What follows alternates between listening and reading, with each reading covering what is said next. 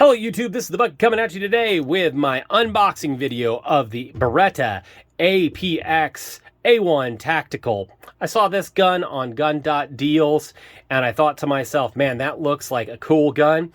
It is the second generation of the APX, and I said to myself, let's see what Beretta did to make this new APX something that everybody's going to want. So when you get your gun, you're going to go ahead, you're going to open it up, you're going to get the firearm, you're going to get a lock, you're going to get three 21 round magazines, 3 back straps, you're going to see a little gun brush right here for your cleaning. Let's see if we can get that out here. Comes in a Beretta bag, that's pretty cool. And then you get this, I'm going to really call this not a manual, but a lawyer's pamphlet that tells you to not shoot yourself and not do anything stupid with your gun. This really does not come with a manual, and I kind of understand that. It's a cost, and you know, people don't really look at them. They just look it up on their phone, and so Beretta said, let's stop paying for that. And Beretta with the APX is really trying to build a quality firearm at a good price point, and this is what they came up with. So you get your firearm. This is a black case. You'll see that they kept the old stylings of the old APX Toblerone bar kind of look on the case, but they got rid of it on the gun.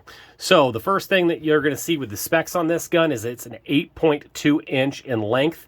Its width is 1.3 inch. Its overall height is 5.8 inches. It weighs in at 29.6 inches. And with that threaded barrel, you're going to get 4.8 inches in barrel.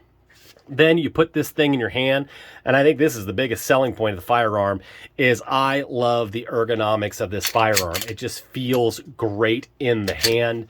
It's a natural pointer. You get really high up on the firearm, and it does really, really good. So that's the first thing you see with this firearm. The Beretta APX A0 series, as they're calling it, or the Gen 1s, whatever you want to call it, was designed for the pistol trials that ended up with the adoption of the SIG P320 as the A17, the A18. This gun did not get chosen, so it does have the chassis system that the U.S. government was asking and requiring for their firearms, and they ended up releasing the gun. And the original stylings kind of had that Toblerone bar of the slide, and the gun just was not a particularly good seller. And Beretta said, this is a good gun, this is a good design, we do not want to lose a really good design, so let's listen to what the people are saying and let's give them what they want. So you see this new styling of the slide. It's a little bit more traditional of the stylings that you would see from other firearms. You'll notice that those slide serrations front and rear, it is an optic cut, has been put on this. I hate calling it an optic cut because what Beretta did is they decided we're just going to have a proprietary milling of the slide, and then you're going to have to put the adapter plate for whatever footprint you want for your optic, which I understand that they want to make this gun fit all the different options out there. What I don't like is Taurus with the Toro system.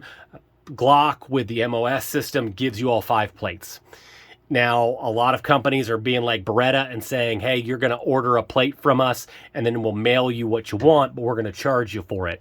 So I did pick up the VP9L, and the H&K plates are about $50 from H&K, and then you have to pay the shipping. Beretta right now is $30. So I went ahead and ordered an RMR plate because I'm going to put an optic on this, and we're going to do a review on an optic as well. So that is the decision that they ended up going with. I do like the fact that they gave this really big undercut. That's part of the ergonomics that are so great. You know, you're not feeling it on your knuckle, you're not feeling it on your hand here. And then we get to that natural pointing and we see the sights. So this has suppressor height sights, and they did a blacked out rear and a blacked out front. I do not like that. I would like a dot on there, or, you know, put some tritium on there. And I've seen that the non-tactical versions at some point, or currently still, they come with a tritium front sight. I think they said to themselves, hey, this is a tactical model. You're going to run a suppressor, you're going to have an optic, why are we going to pay for tritium? So they ended up going with an all blacked out front sight. I'm going to do a range review on this gun, so we're going to see how the blacked out front sight works. So when I ended up getting this home, I wanted to run it through its paces. It felt a little grindy, and so I decided that I wanted to start to disassemble this firearm, and that's where I came into a problem.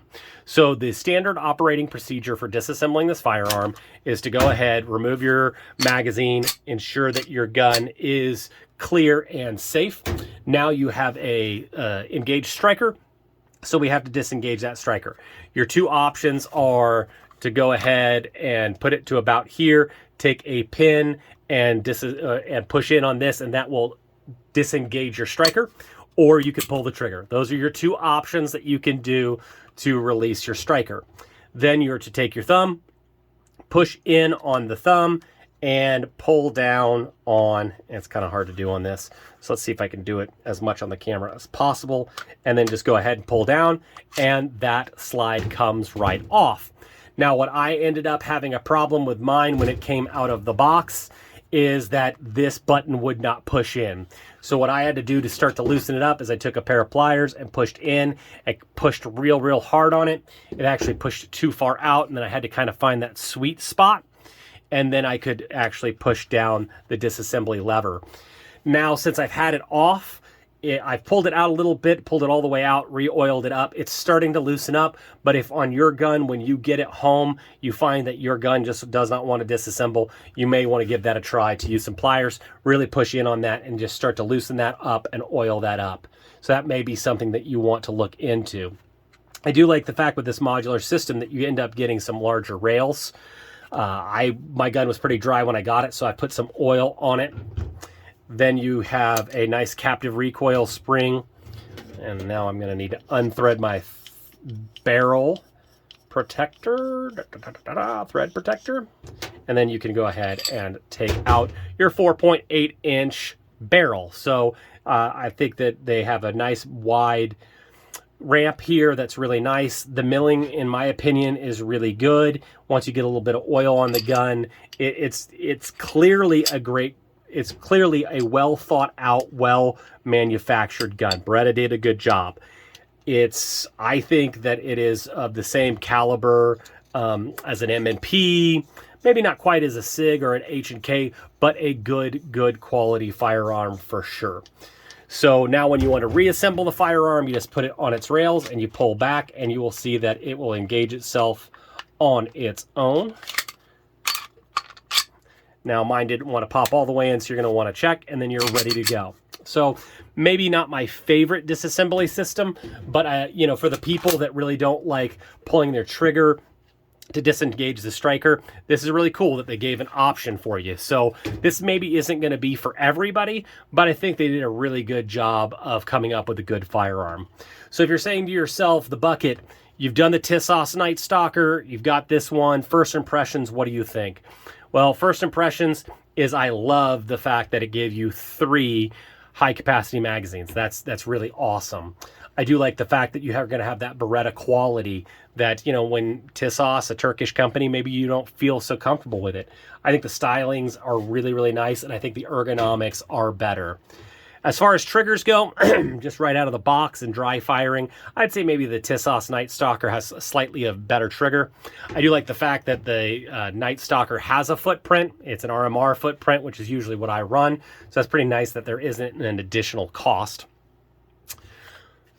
I like the fact that with the Night Stalker, it didn't have the suppressor height sights, but it did come with a tritium front sight. So, you know what? I think it's kind of a dealer's choice. This is a little bit more expensive, but you also get another high-capacity magazine. If you like the Night Stalker better, get the Night Stalker.